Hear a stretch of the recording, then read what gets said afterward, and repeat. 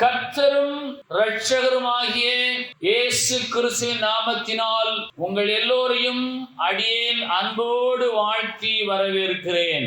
இந்த நாளிலும் யோவான் 13வது அதிகாரத்தின் 34வது வசனத்தினை நாம் எல்லோரும் இணைந்து வாசிப்போமாக. நீங்கள் ஒருவரில் ஒருவர் அன்பாயிருங்கள், நான் உங்களில் அன்பாயிருந்தது போல நீங்களும் ஒருவரில் ஒருவர் அன்பாயிருங்கள் என்கிற புதிதான கட்டளையை உங்களுக்கு கொடுக்கிறேன் என்று இயேசு அந்நாட்களிலே சொல்லி சென்றிருக்கிறார். புதிதான ஒரு கட்டளையை இயேசு அன்று தம்முடைய சீஷர்களுக்கு கொடுத்தார். அந்த கட்டளை இன்றும் நமக்கு ஏற்புடையதாயிருக்கிறது.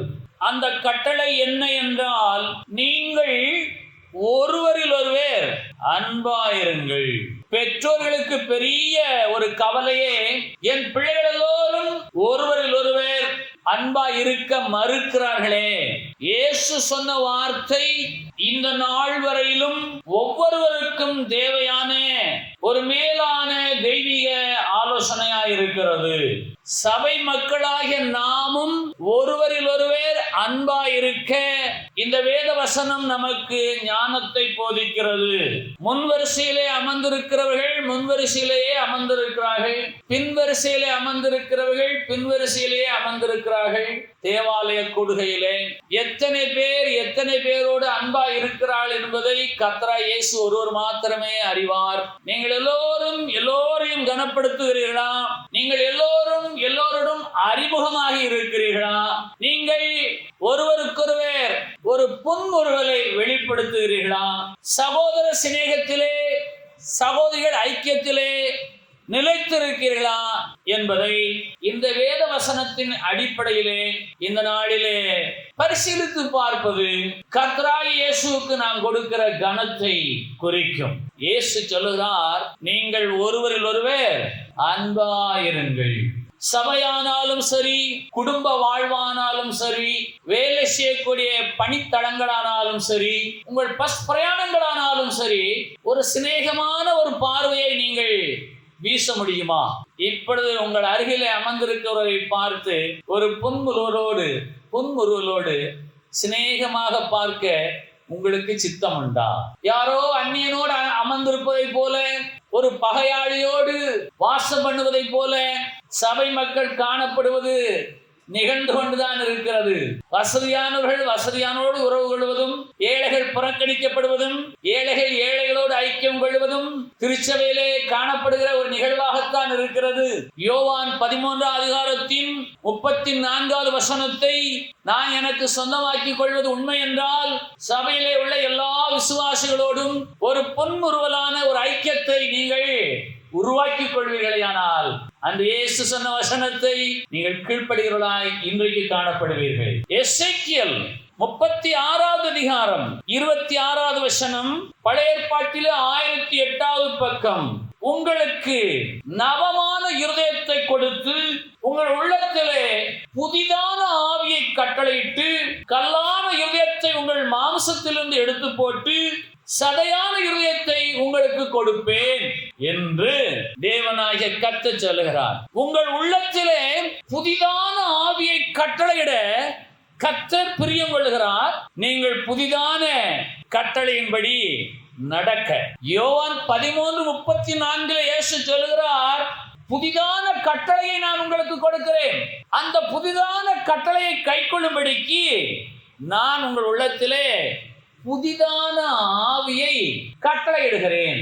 புதிதான ஆவி எங்கே இருக்கிறது என்று சொன்னால், யோவான் 6வது அதிகாரம் 63வது வசனத்தில் இயேசு சொல்லுகிறார், ஆவியே உயிர்ப்பிக்கிறது, மாம்சமானது ஒன்றுக்கு உதவாது.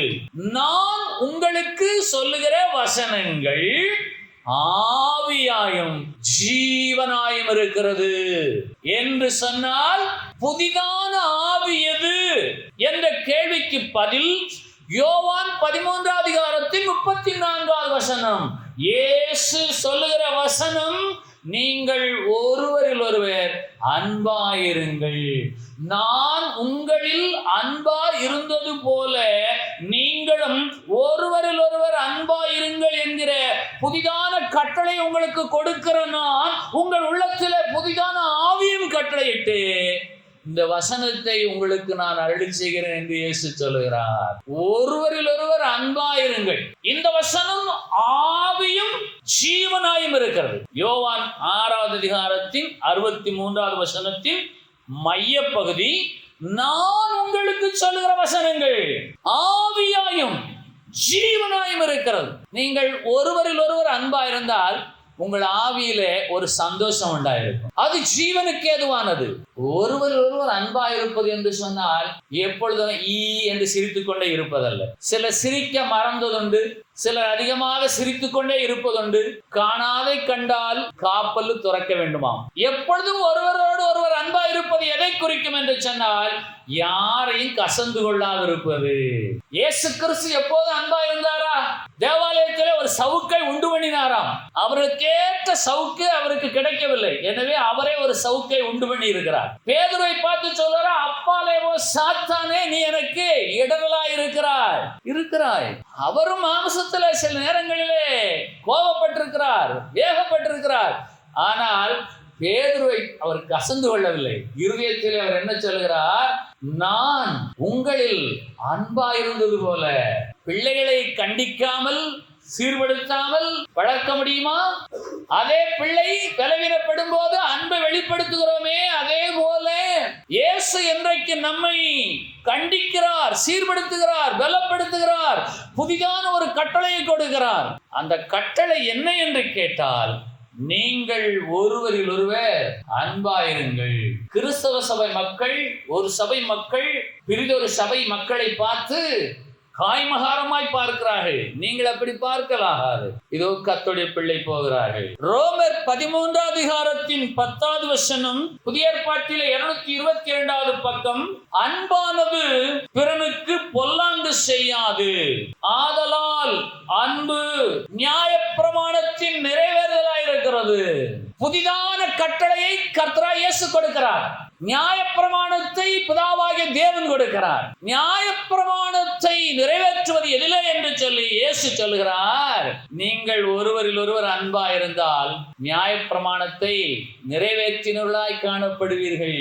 ஏனென்றால் அன்பானது பிறனுக்கு பொல்லாங்கு செய்யாது, திருடாது, களவு செய்யாது, கொலை செய்யாது, அவனுடைய பொருட்களை அபகரிக்க இச்சிக்காது. அவன் தேவனாய் கர்த்தர் மேலே அன்பா இருக்கிறபடினாலே அந்த தேவனாகிய கர்த்தருடைய ஆவியானது அவனை உயிர்ப்பிக்கிறது. அந்த ஆவி அவனுக்கு ஜீவனாய் இருக்கிறது. ஆகவே அன்பு நியாயப்பிரமாணத்தின் நிறைவேறுதல். புதிதான கட்டளையை இயேசு கொடுக்கிறார். அந்த கட்டளை, நீங்கள் ஒருவரில் ஒருவர் அன்பாயிருங்கள். இது ஒரு எளிய வாக்கியமா இருக்கிறது. ஆனா மோசேயிடத்தில் கொடுத்த பிரமாணம் 10 கட்டளைகளை கொண்டது. 10 கட்டளைகளை கடைபிடிக்க கடினமா இருப்பது இயல்பு. ஆனால் இயேசு கொடுத்த புதிய கட்டளை மிகவும் எளியது. ஆகவே அன்பானது பிறனுக்கு பொல்லாங்கு செய்யாது, அன்பு நியாயப்பிரமாணத்தின் நிறைவேறுதலாயிருக்கிறது. ஆகவே இயேசு நமக்கு இன்றைக்கு ஒரு புதிய கட்டளையை கொடுக்கிறார். அந்த புதிய கட்டளையை கடைபிடிக்கும்படியாய் பிதாவாகிய தேவன் நமக்கு எசேக்கியேல் 36:26 நவமான இருதயத்தை கொடுக்கிறார். என்ன இருதயம்? நவமான இருதயம். உங்களுக்கு நவமான இருதயத்தை கொடுத்து உங்கள் உள்ளத்திலே புதிதான ஆவியை கட்டளையிட்டு நீங்கள் புதிதான கட்டளையை கைக்கொள்ள அவர் கிருபை செய்கிறவராய் இருக்கிறார். அப்பொழுது நீங்கள் நியாயப்பிரமாணத்தை நிறைவேற்றினவர்களாய் காணப்படுவீர்கள். அன்பானது நியாயப்பிரமாணத்தின் நிறைவேறுதலாய் இருக்கிறது. ரோமர் 13:10. நவமான இருதயம், கல்லான இருதயம், சதையாலான இருதயம். எசேக்கியேல் 36:26 நவமான இருதயம், கல்லான இருதயம், சதையாலான இருதயம். உங்கள் இருதயத்தை கடினப்படுத்தாதிருங்கள். உங்கள் இருதயம் மென்மையடைவதாக, அது சதையாலான இருதயமாய் காணப்படுவதாக. அது நவமான இருதயமாய் மாறுவதாக. நவம் என்றால் 9. நவ தானியங்கள், நவ கிரகங்கள், நவ ரத்தினங்கள், நவமணிகள், நவரசம், நவபாசானம், நவநாகரிகம், நவமான பாசை என்று மார்க் 16:17 சொல்லுகிறது. நவமான இருதயம், உங்களுடைய சதையாலான இருதயம் இன்றைக்கு நவமான இருதயமாய் மாறுவதாக. பாசானம் என்று சொன்னால் விஷம், நவபாசானம். ஆகவே நவதானியம், நவகிரகம், நவரத்தினம், நவமணி, நவரசம், நவபாசானம், நவநாகரிகம், நவமான பாசை, அதோடு கூட நவ இருதயம். இந்த நவரத்தினம் என்ன என்று கேட்கிறீர்களானால், அது பரிசுத்த வேதாகமத்தில் சொல்லப்பட்டிருக்கிற எசேக்கியேல் 28வது அதிகாரத்தின் 13வது வசனத்தில் இருக்கிறது. அந்த நவரத்தினங்கள், அதன் பட்டியலை நீங்கள் உங்கள் வேத வாசிப்பு நேரத்திலே வாசித்து அறிந்து கொள்ளலாம்.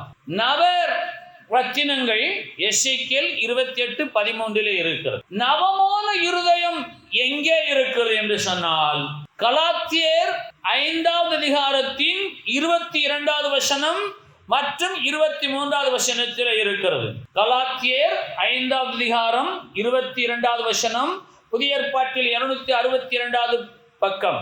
ஆவியின் கனியோ அன்பு. நீங்கள் ஒருவரில் ஒருவர் அன்பாயிருங்கள் என்ற புதிதான கட்டளை உங்களுக்கு கொடுக்கிறேன். அந்த கட்டளையை நீங்கள் பின்பற்றும்படியாய் உங்களுக்கு நவமான இதயத்தை கொடுத்து உங்கள் உள்ளத்திலே புதிதான ஆவியை கட்டளையிடுகிறேன். ஏனென்று கேட்டால், அன்பு நியாயப்பிரமாணத்தின் நிறைவேறுதலாய் இருக்கிறது. இப்பொழுது நவமான இதயத்தில் இருக்க வேண்டிய ஒரு மேன்மையான குணங்களில் ஒன்று அன்பு. கலாத்தியர் 5ஆம் அதிகாரம் 22வது வசனம், ஆவியின் கனியோ அன்பு, சந்தோஷம், சமாதானம், நீடிய பொறுமை, தயவு, நற்குணம், விசுவாசம். 23வது வசனம், சாந்தம், இச்சையடக்கம். இப்படிப்பட்டவர்களுக்கு விரோதமான பிரமாணம் ஒன்றுமில்லை. அன்பு நியாய பிரமாணத்தின் நிறைவேறுதலாய் இருக்கிறது. புதிதான கட்டளை, நீங்கள் ஒருவர் ஒருவர் அன்பாயிருங்கள். மோசேயிடத்தில் பிதாவாகிய தேவன் கொடுத்த பிரமாணம், இயேசு நமக்கு கொடுக்கிற புதிய கட்டளை. கலாத்தியரிலே பரிசுத்த பவுல் நமக்கு கொடுக்கிற புதிய ஒரு பிரமாணம் என்ன என்று கேட்டால், அன்பு. உங்கள் நவமான இருதயம் எப்படிப்பட்டதா இருக்க வேண்டும் என்று சொன்னால், உங்கள் இருதயத்திலே அன்பு நிறைந்திருக்க வேண்டும். இங்கே கொடுக்கப்படுகிற கனிகள் 9 விதம். நவமான இதயத்தில் இருக்க வேண்டிய நவமான குணங்கள் இந்த 9. ஆவியின் கனியோ அன்பு, சந்தோஷம், சமாதானம், நீடிய பொறுமை, தயவு, நற்குணம், விசுவாசம், சாந்தம், இச்சையடக்கம். இப்படிப்பட்டவர்களுக்கு விரோதமான பிரமாணம் ஒன்றுமில்லை. ஆகவே அன்பு நியாய பிரமாணத்தின் நிறைவேறுதலாக இருக்கிறது. நீங்கள் ஒருவரில் ஒருவர் அன்பாயிருந்தால் நீங்கள் நியாய பிரமாணத்தை நிறைவேற்றுவதாக இருக்கிறீர்கள்.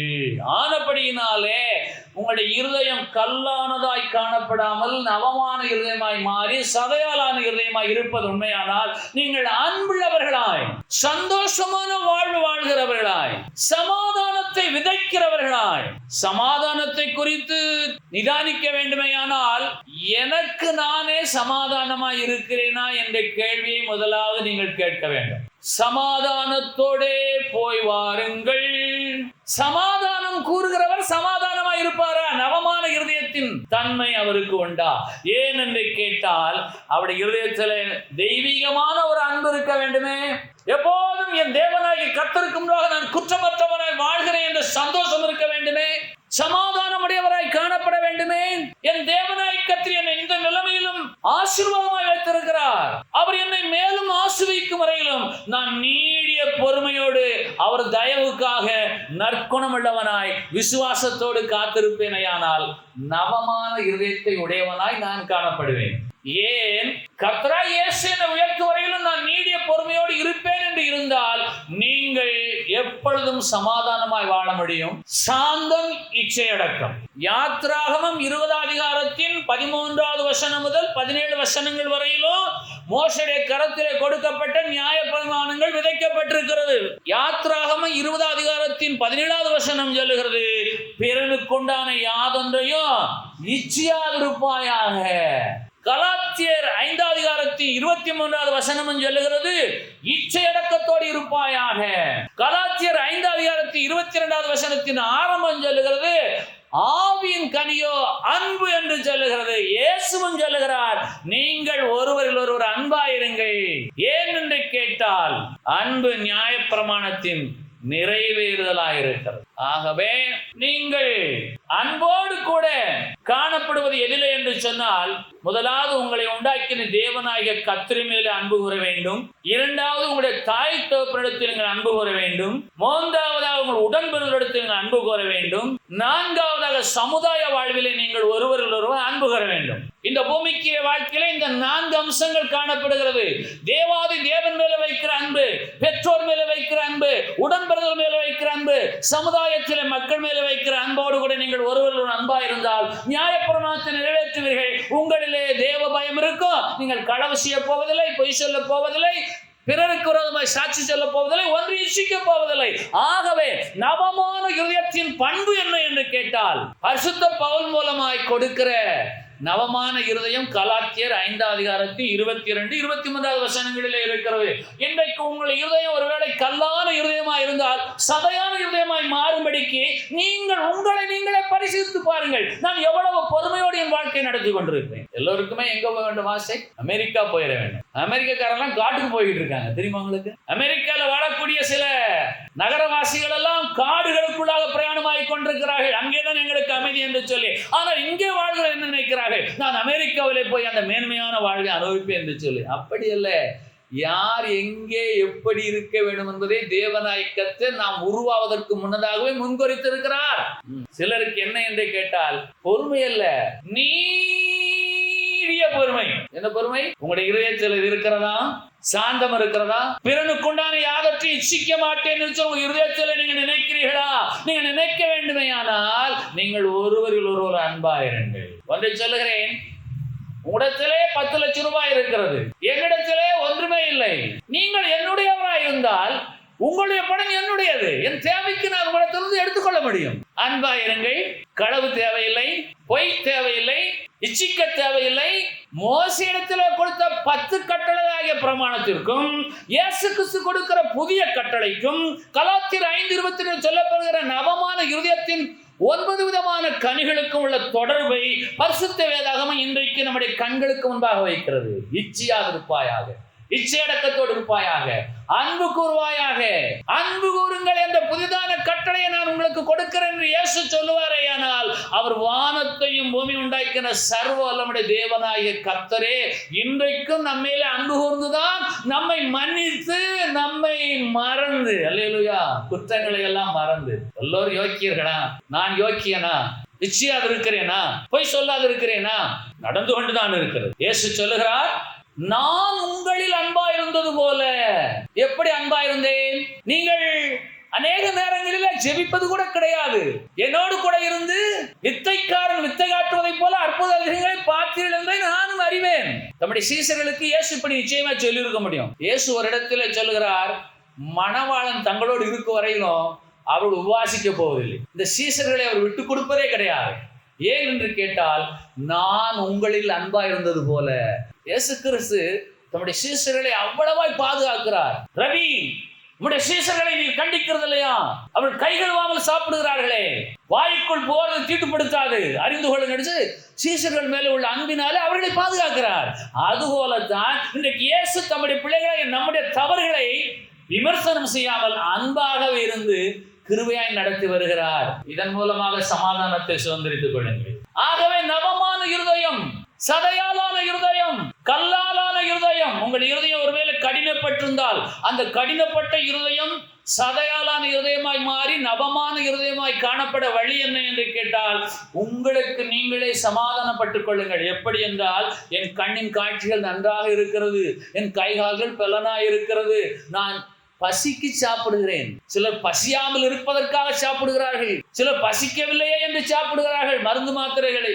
என்ன என்று தெரியவில்லை, எனக்கு பசியை எடுக்க மாட்டேன்கிறது என்று சிலர் மருத்துவரை அணுகிறார். அறியாதவர்களைப் போல அமைதியாக அமர்ந்திருக்கிறேன், இப்பொழுது பசியோடு தான் நான் அமர்ந்திருக்கிறேன், எப்போது முடிக்கப் போகிறேன்? கல்லான இருதயம் சதையான இருதயமாய் மாறி நவமான இருதயமாய் மாறுவதற்கு உங்கள் உள்ளத்திலே புதிதான ஆவியை கர்த்தராகிய இயேசு கட்டளையிடுகிறார். அந்த ஆவி அவர் சொல்லுகிற வேதவசனம்.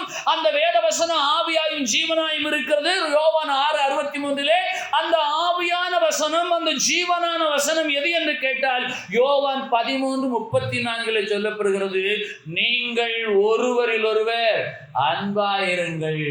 இஸ்ரேலரும் பாலஸ்தீனியர்களும் அன்பாகத்தான் இருந்தார்கள். ஆனால் இன்றைக்கு அன்பு தணிந்து போனதோ? அக்கிரம மிகுதியினாலே அநேகருடைய அன்பு தணிந்து போகும் என்று வேதம் சொல்லுகிறது. அப்ப கிரமம் எது? நான் அன்புடையவனாய் சமாதானத்தோடு வாழ்கிறவனாய் நீடிய பொறுமையோடு காணப்படுவேனேயானால், இச்சையடக்கத்தோடு வாழ்வேனேயானால், என் கர்த்தர் இந்த நிலையில் எனக்கு போதுமானவர் என்ற ஒரு நினைவு, நீடிய பொறுமை, சமாதானம், இச்சையடக்கம், சாந்தம், நற்குணம், இவைகளினாலே நாம் நிரப்பப்பட்டிருக்கிறோமா என்ற கேள்வியை கேட்டு பாருங்கள். ஏன் என்று கேட்டால் அன்பு நியாயப்பிரமாணத்தின் நிறைவேறுதலாய் இருக்கிறது. இயேசு கிறிஸ்து நமக்கு ஒரு புதிய கட்டளையை கொடுக்கிறார், நீங்கள் ஒருவரில் ஒருவர் அன்பாயிருங்கள் என்று சொல்லி. அந்த கட்டளையை நிறைவேற்றும்படிக்கு, அந்த கட்டளை பின்பற்றும்படிக்கு எசேக்கியேல் 36:27 பிதாவாகிய தேவன் எசேக்கியேல் மூலமாய் பேசுகிறார். உங்கள் உள்ளத்திலே என் ஆவியை வைத்து உங்களை என் கட்டளைகளை நடக்கவும் என் நியாயங்களை கைக்கொள்ளவும் அவைகளின்படி செய்யவும் பண்ணுவேன். அப்ப எல்லாருக்குள்ள எந்த ஆவி இருக்கிறது? மனுஷாவி, தேவாவி, பொல்லாதாவி. நீங்கள் தேவ ஆவி உடையவர்களாக இருந்தால் அவருடைய கட்டளைகளில் நடக்கவும் அவருடைய நியாயங்களை கை கொள்ளவும் அவைகளின்படி செய்யவும் அந்த ஆவியான தேவன் பண்ணுவார். அந்த ஆவியான தேவன் தான் சொல்லுகிறார், ஆவியோடைய கனி, ஆவியான தேவனுடைய ஆவியின் கனி அன்பு, சந்தோஷம், சமாதானம், நீடிய பொறுமை, தயவு, நற்குண, விசுவாசம், சாந்தம், இச்சையடக்கம், இப்படிப்பட்ட 9 விதமான கனிகளையுடைய நவமான இருதயத்தை உங்களுக்கு கொடுக்க ஆவியான தேவன் வல்லவராய் இருக்கிறார். அவரவென்றால் உங்கள் உள்ளத்திலே புதிய ஆவியை கட்டளையிடுவார். அதனாலே நான் என்ன செய்யட்டும் என்று நீங்கள் ஒருவேளை கேட்டால், எனக்கு யாரோடும் கசப்பு கிடையாது என்று சொல்லக்கூடிய விசுவாச பிள்ளையாய் மாறுவீர்களாக. நவமான இருதயத்தை சுதந்திரித்துக் கொள்வீர்களாக. யாரோடும் கசப்பு கிடையாது. இந்த நிமிடம் வரையிலும் என் இயேசு என்னை கிருபையாய் நடத்துகிறார். என்னிலே பழுதொன்றும் இல்லை. நான் நீடிய பொறுமையோடு வாழ்க்கை நடத்திக் கொண்டே இருக்கிறேன். நான் எதை குறித்து நிச்சயிப்பதில்லை. அன்பு, இச்சையடக்கம். கலாத்தியர் 5:22 ஆரம்பம் அன்பு, 23 முடிவு இச்சையடக்கம். ஆரம்பத்தில் அன்பை வைத்து முடிவில் இச்சையடக்கத்தை வைத்திருக்கிறார். அன்பு நியாயப்பிரமாணத்தின் நிறைவேறுதலாய் இருக்கிறது, இச்சையடக்கம் முடிவாய் இருக்கிறது. ஆவியான தேவனுடைய ஞானம் அனந்த ஞானம். எப்படி வரிசைப்படுத்தி இருக்கிறார் பாருங்கள். மோசேயுடைய கையிலே கொடுத்த பிரமாணம் 10 கட்டளைகள். இயேசு கொடுக்கிற ஒரே ஒரு பிரமாணம், ஒரே ஒரு கட்டளை, புதிதான கட்டளை, நீங்கள் ஒருவரில் ஒருவர் அன்பாயிருங்கள். பரிசுத்த பவுல் கொடுக்கிற கட்டளை நியாயப்பிரமாணம். கலாத்தியர் 5:23 பிற்பகுதி சொல்லுகிறது, இப்படிப்பட்டவர்களுக்கு விரோதமான பிரமாணம் ஒன்றுமில்லை என்று சொன்னால், அன்பாயிருக்கிறவர்கள் நியாயப்பிரமாணத்தை நிறைவேற்றுகிறவர்கள், இச்சையடக்கத்தோடு வாழ்கிறவர்கள் நியாயப்பிரமாணத்தை நிறைவேற்றுகிறவர்கள், சமாதானமாய் வாழ்கிறவர்கள் நியாயப்பிரமாணத்தை நிறைவேற்றுகிறவர்கள். ஆகவே அன்றைக்கு தேவனாகிய கர்த்தர் மோசேயிடத்திலே கொடுத்த அந்த கற்பனைகள் 10 கட்டளைகள் இன்றைக்கு மிகவும் எளிமையாக கொடுக்கப்படுவது இயேசுவின் மூலமா. என்ன என்று கேட்டால், புதிய கட்டளையாகிய ஒருவரில் ஒருவர் அன்பாயிருங்கள். எல்லாரும் சொல்லுங்க பாப்போம். அன்பா இருக்கலாமா? வம்பா இருக்கலாமா? அன்பா இருக்கலாமா? ஒன்றை கவனியுங்கள். நீங்கள் எல்லா சூழ்நிலைகளிலும் முதலாவது உங்களை பார்க்க வேண்டும். என்னிலே என்னை பார்க்க வேண்டும். என்னை உண்டாக்கின தேவனை பார்க்க வேண்டும். வேத வசனத்தை பார்க்க வேண்டும். எத்தனை பேருக்கு புரிகிறது? என்னிலே என்னை பார்க்க வேண்டும், என்னை உண்டாக்கின தேவனை பார்க்க வேண்டும், என் தேவனாய் கர்த்தர் கொடுத்த இந்த வேத வசனத்தை பார்க்க வேண்டும். இந்த வேத வசனம் சொல்லுகிறபடி நான் வாழ்வேனேயானால் நான் நியாயப்பிரமாணத்தை நிறைவேற்றினாய் இருப்பேன். அப்ப வேத வசனம் தான் சொல்லுகிறது, இச்சை அடக்கத்தோடு பிறனுக்கு உண்டான யாதொன்றையும் இச்சையாக இருப்பாயாக. நீங்கள் முயற்சி செய்யுங்கள், பிரயாசப்படுங்கள், கடினமாய் உழையுங்கள். அதற்குரிய பலனை அவர் கொடுக்க வல்லவராய் இருக்கிறார். நீடிய பொறுமையோடு நீங்கள் செயல்பட வேண்டும். ஆகவேதான் நவமான இருதயத்திலே, நவமான கனிகளிலே ஒன்று நீடிய பொறுமை. நீடிய பொறுமை, வெறும் பொறுமை என்று சொல்லப்படவில்லை. ஆகவே இயேசு கிறிஸ்து சீசர்களை பார்த்து சொல்கிறார், நான் உங்களிடத்தில் எவ்வளவு காலத்திற்கு பொறுமையா இருப்பேன்? இயேசுவே, இந்த பொல்லாத ஆவியை எங்களால் விரட்ட முடியவில்லை, துரத்த முடியவில்லை. சீசர்கள் வந்து இயேசுவிடத்தில் முறையிடுகிறார்கள், இந்த பொல்லாத ஆவியை நாங்கள் துரத்தினால் போக மாட்டேங்கிறது, நாங்கள் என்ன செய்யட்டும்? அப்பொழுது இயேசு சொல்லுகிறார், நான் உங்களுக்கு எவ்வளவு காலத்திற்கு பொறுமையா இருப்பேன். அவர் பொறுமையாக இன்றைக்கு இருந்துதான் நம்மை ஆசீர்வதித்துக் கொண்டிருக்கிறார். அல்லேலூயா. இதெல்லாம் ஒற்றுக்கொள்ள வேணும். இயேசுக்கு முன்பாக நம்மை நாமே தாழ்த்த வேணும். மத்தேயு 5வது அதிகாரம் 17வது வசனம், நியாயப்பிரமாணத்தை ஆனாலும் தீர்க்க தரிசனங்களை ஆனாலும் அழிக்கிறதுக்கு வந்தேன் என்று எண்ணிக்கொள்ளாதேயுங்கள், அழிக்கிறதுக்கு அல்ல, நிறைவேற்றுவதற்கே வந்தேன். யோவான் 13வது அதிகாரத்தின் 1வது வசனம், பஸ்கா பண்டிகைக்கு முன்னே இயேசு இவ்வுலகத்தை விட்டு பிதாவிடத்திற்கு போகும்படியான வேளை வந்ததென்று அறிந்து தாம் இவ்வுலகத்தில் இருக்கிற தம்முடையவிடத்தில் அன்பு வைத்தபடியே முடிவு பரியந்தம் அவரிடத்தில் அன்பு வைத்தார். இயேசுடைய அன்பு எப்படிப்பட்ட அன்பு? முடிவு பரியந்தம் அவர்களிடத்தில் அவர் அன்பு வைத்தார். தாம் இவ்வுலகத்தில் இருக்கையில் தம்முடையவிடத்தில் அன்பு வைத்தபடியே முடிவு பரியந்தம் அவரிடத்தில் அன்பு வைத்தார். இவ்வுலகத்தை விட்டு பிதாவினிடத்திற்கு போகும்படியான வேளை வந்ததென்று அறிந்து மரண பரியந்தம் இயேசு அன்பு வைத்தார். இந்த உலகத்தை விட்டு பிதாவினிடத்திற்கு போகும்படியான வேளை வந்ததென்று அறிந்து தாம் இவ்வுலகத்தில் இருக்கிற தம்முடையவிடத்தில் அன்பு வைத்தபடியே முடிவு பரியந்தம் அவிடத்தில் அன்பு வைத்தார். ஆகவே ரோமர் 10வது அதிகாரத்தின் 4வது வசனம் சொல்லுகிறது, கிறிஸ்து நியாயப்பிரமாணத்தின் முடிவாய் இருக்கிறார். அன்பு நியாயப்பிரமாணத்தின் நிறைவேறுதலாய் இருக்கிறது. ரோமர் 13:10. முடிவு பரியந்தம் பிதாவிடத்திற்கு போகும்படியான வேலை வந்ததா என்று அறிந்தும் அதுவரையிலும் அவர் அன்பு வைத்தார். உயிரிடத்தில் அன்பு வேண்டும், உயிர்களிடத்தில் அன்பு வேண்டும். அன்புதான் இன்ப ஊற்று. இந்திய தேசத்திலே சிலர் அப்படி சொல்லி சென்றிருக்கிறார்கள். எப்படி? உயிர்களிடத்தில் அன்பு வேண்டும், அன்புதான் இன்ப ஊற்று, அருட்பெருஞ்சோதி தனிப்பெருங்கருணை. கேள்விப்பட்டதில்லையோ? சைவ சித்தாந்தம், அன்பின் மார்க்கம், இப்படியெல்லாம் சொல்லி சென்றிருக்கிறார்கள் இந்திய தேசத்தில். ஆனால் அவர்கள் யாருமே இந்த முழு உலகத்தின் ஜனங்களின் பாவத்திற்கு பரிகாரமாக ஜீவனை கொடுக்கவில்லை, ரத்தம் சிந்தவில்லை. இயேசு கிறிஸ்து ஒருவர் தான் உலகத்தின் சகல ஜனங்களின் பாவத்திற்கு பரிகாரமாக தம்முடைய ஜீவனை கொடுத்து ரத்தம் சிந்தின தெய்வம். அவர் முடிவறிந்த அன்பு வைத்தார். இந்த தேசத்தில் சொல்லுகிறார்கள், அன்புதான் இன்ப ஊற்று, அருட்பெருஞ்சோதி தனிப்பெருங்கருணை. உயிரிடத்தில் அன்பு வேண்டும். எங்களுடைய மார்க்கம் சைவ மார்க்கம், அன்பு மார்க்கம் என்று சொல்லுகிறார்கள். அந்த மார்க்கத்தார் யாராயிலும் உலகத்தின் ஜனங்களின் பாவத்திற்கு பரிகாரமாக சிலுவையில ஜீவனை கொடுத்தது உண்டா? ரத்தம் சிந்தது உண்டா? அடிக்கப்பட்டது உண்டா? ஆனால் இயேசு சொல்லுகிறார், பிதாவே இவர்களை மன்னியும். வேதனையில பேச முடியுமா? ஆகவேதான் இயேசுவை குறித்து யோவான் எழுதுகிறார், அவர் தாம் இவ்வுலகத்தில் இருக்கிற தம்முடைய இடத்தில் அன்பு வைத்தபடியே முடிவு வரையும் அவரிடத்தில் அன்பு வைத்தார். அப்ப அன்பு பூரணப்படுவது எங்கே என்று சொன்னால், இயேசு கிறிஸ்து எல்லாவற்றையும் சகித்து அன்பு வைத்தார். நீங்கள் உங்கள் பிள்ளையின் மேல வைக்கிற அன்பு எதிலே பூரணப்படும் என்று சொன்னால், நீங்கள் எல்லாவற்றையும் சகித்து உங்கள் பிள்ளையின் மேல உள்ள அன்பை பூரணப்படுத்துகிறீர்கள்.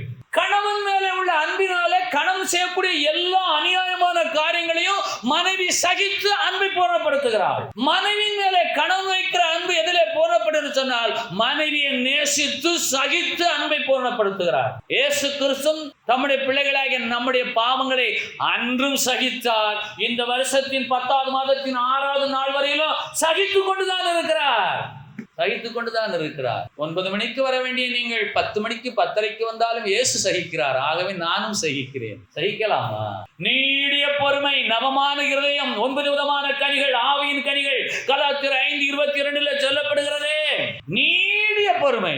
இயேசு கிறிஸ்து லூக்கா 22 அதிகாரத்தின் 42வது வசனத்தில் சொல்லுகிறார், தேவனே பிதாவே உமக்கு சித்தமானால் இந்த பாத்திரம் என்னை விட்டு நீங்கும்படி செய்யும், ஆயினும் என்னுடைய சித்தத்தின்படி அல்ல உம்முடைய சித்தத்தின்படி ஆகக்கடவு என்று ஜெபம் பண்ணினார். 43வது வசனம், அப்பொழுது வானத்திலிருந்து ஒரு தூதன் தோன்றி அவரை பலப்படுத்தினான். 44வது வசனம், அவர் மிக அவ்வளவு வியாகுலப்பட்டு அதிக ஊக்கத்தோட ஜெபம் பண்ணினார். அவருடைய வேர்வை ரத்தத்தின் பெருந்துளிகளாய் தரையிலே விழுந்தது என்று சொன்னால் அவர் எல்லாவற்றையும் சகித்தார். ஆனாலும் மாம்சத்திலே இந்த பாத்திரம் என்னை விட்டு நீங்க கூடுமானால் நீங்க செய்யுமே, ஏனென்றால் நான் படப்போகிற பாடுகளை நான் அறிந்திருக்கிறேன். அவைகளை என்னால் தாங்கிக் கொள்ள முடியுமா, சகிக்க முடியுமா, அதை நான் ஏற்றுக்கொள்வேனா, நான் அன்புடையவனாவே காணப்படுவேனா என்று பிதாவாகிய தேவனிடத்தில் ஜெபிக்கும் போது பதில் இல்லை. ஆனால் அவர் சொல்லுகிறார், ஆகிலும் என்னுடைய சித்தத்தின்படி அல்ல உம்முடைய சித்தத்தின்படியே ஆகக்கடவு என்று சொன்னவுடனே மௌனமான சூழ்நிலை இல்லை, உடனே தேவதூதனை அனுப்பினார் பிதாவாகிய தேவன். அந்த தேவதூதன் அவரை பலப்படுத்தினார் என்றால் அது எப்படிப்பட்ட பலன்? வேர்வையெல்லாம் இரத்தமாய் வெளியிலே வந்தது. இன்றைக்கும் குடும்ப வாழ்விலே நீங்கள் அன்பாகத்தான் இருக்கிறீர்கள், ஆனால் சகிக்க முடியாத பாடுகள் வருகிறது, சுமக்க முடியாத பாரங்கள் வருகிறது, துன்பங்கள் துயரங்கள் பெருகிறது. நீங்கள் இயேசுவை பார்த்து சொல்லுங்கள், இயேசுவே இந்த பாடுகளால் நீங்க உதவி செய்யும். ஒன்றும் மாறவில்லை, அப்படியே தான் இருக்கிறது. ஆனாலும் நீங்கள் என்ன சொல்ல வேணும்? ஆகிலும் என்னுடைய சித்தத்தின்படி அல்ல உம்முடைய சித்தத்தின்படியே என்னை நடத்தும் என்று சொல்லி ஜெபித்தால் ஒரு தேவ தூதனை அனுப்பி தேவனாய் கர்த்தர் உங்களை பலப்படுத்துவார். தேவ திட்டம் சித்தம் உங்களிலே நிறைவேறும்.